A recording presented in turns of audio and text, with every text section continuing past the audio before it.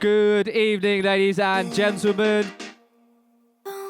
Welcome to London Tech Leaders 18. I think it's fair to say we are growing.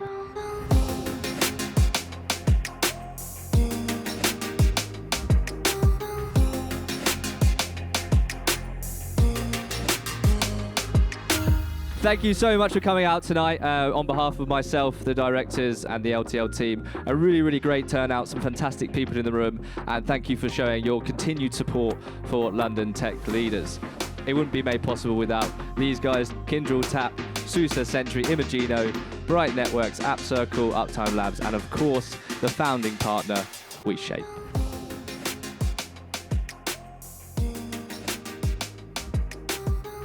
So the one question that everybody asks, particularly when you're applying for a job application, is how technical do you need to be the CTO? Do you need to be able to code?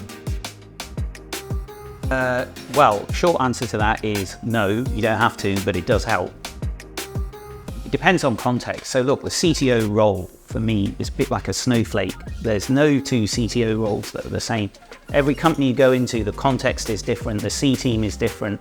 Technology changes a lot and very fast. It would be silly to think that you will be able to know everything in detail. The idea is that you know in general or like in detail specific areas, but then you rely on other people that are experts on those areas to deliver. Is that the future? Should the CTO role be come in, do something, go away? Are we always going to have the full-time CTO role? What about interims? How do all those different methods approach? And have you done any different roles? I am full-time, but I could definitely see where the value of the fractional comes in. Like, I feel like the CTO role is so hard to define. We were speaking about this earlier. And I feel because most CTOs wear 5 hats, every 5 are different depending on the company. But if you were to carve those 5 people out into a fractional position, remove some corporate overhead, I think you could really drive a lot of value in the fractional position. So I think it makes a lot of sense why a lot of companies, especially startups or even bigger organizations, would want it, because you're there, you're doing a piece of work, but you're still going to be invested in what you're delivering. It makes a lot of sense. You use the word, how do you stay current or catch up? And actually I think I'm finding more and more to Mel's point, you've got to be actually in front. You've got to almost be a year or 2 ahead of where that other C-suite group are, because so much of the tech that we used to have as our preserve, and it was our discipline and our sort of bastion, and you could work with that, it's wide open now. AI is a great example. Cyber and data and digital and everything touches all of us and everyone we work with. So to be value, you've kind of got to be ahead.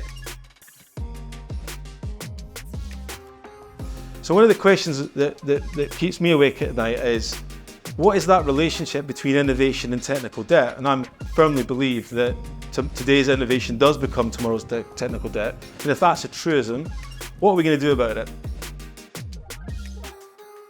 And so as a CTO, you have to understand what can be built and how could you build it.